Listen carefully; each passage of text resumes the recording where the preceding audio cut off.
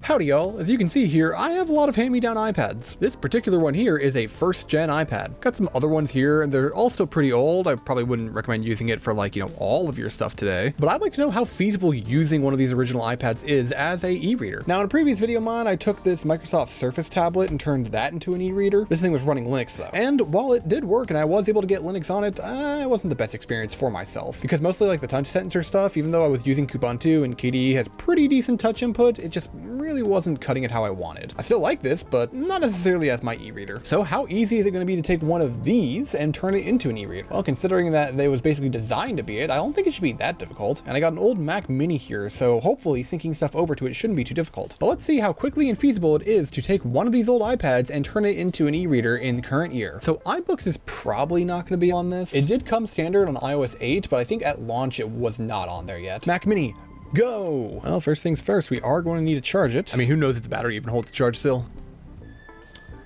Not really a great starting point. I mean, this Mac does have FireWire. Hold on, let me go grab on it. Okay, this might give it the boost that it needs. FireWire supplies a little bit more power than your standard USB one. Oh, dang it, it's the other version of FireWire. It's not this one. We're already off to a fantastic start. Well, let's see if we can at least get power. Okay, it's not really wanting to cooperate us. We'll just put you to the side for a moment and try one of the other ones. Well, moving down the list, let's go ahead and try this iPad 2.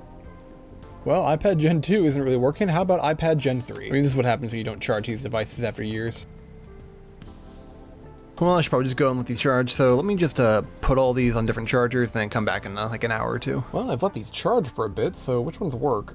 Okay, that one works. What about you? Oh, that one, okay, that one also works. The iPad 1 that I had was just kind of like powering on and powering off like constantly, so I'll have to look into that one a little bit more. And the iPad 4 I have, I don't think that one's turning on. So I got two working iPads here. So this one's an iPad 3, I think, and I think this one's an iPad 2. Okay, yeah, it looks like this one's an iPad 2 and that one's an iPad 3. And this one belonged to a family member at one point, so I'm not gonna touch it for right now. Pretty sure like this one here is mostly like basically stock. It's gonna be a little hard to get the screen on there. Hold on.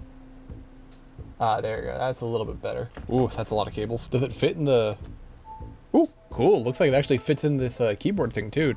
Ooh, the keyboard works. That's nice. Perfect. Okay, well, let's boot this Mac up and we're going to use this for our e-reader. Now, next question is which cable is this plugged into? Okay, I got so many of these plugged in. Oh, geez. Okay, we're going to trust the computer. So we're going to want to go to iBooks and get started. Hopefully we don't need an Apple ID. That's fine. Can I just add a book? Can I just look at my collections? Okay, I probably also need to get iTunes up, I imagine. There we go. Welcome to your new iPad. It thinks it's January 6, 2001. Oh no. Okay, there we go. Now it's the correct date. Okay, are books? Okay, on my device, books are here. So how easy would it be to add a book? Well, first I gotta put some kind of file on here. So let's make a books folder. There we go. We're gonna put the Node volume 2 on there. And can I just like import this into iTunes?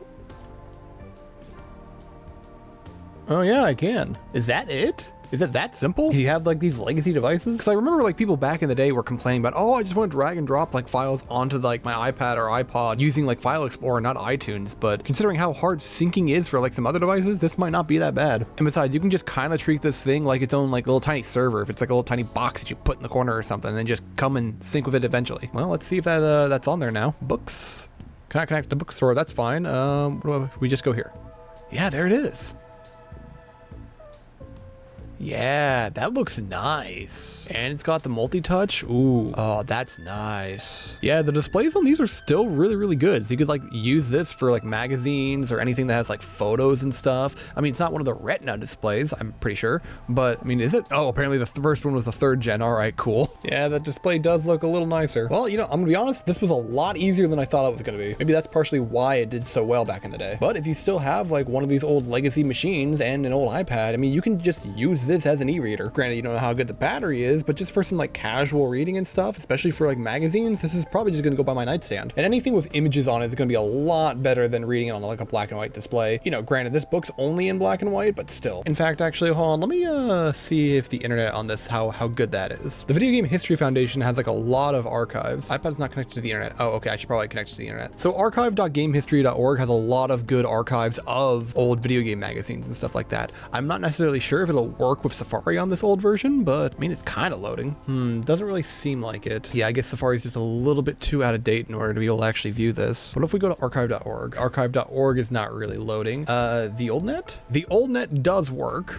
So we could just like also use this as an old internet browsing machine. So we'll go to Nintendo.com from 96. Whether or not how well this is going to work with the old net's going to be funny because a lot of these things required Flash and Steve Jobs famously hated Flash. But that's kind of beyond the scope for all of this. We mainly want to use this as a way to just look at old ebooks. And yeah, as just like if you're loading up EPUBs or PDFs, like, you know, wherever you might get them. But I'm going to start loading this up with my personal collection of books and just, well, start reading. So that's going to be it for now. So long, y'all.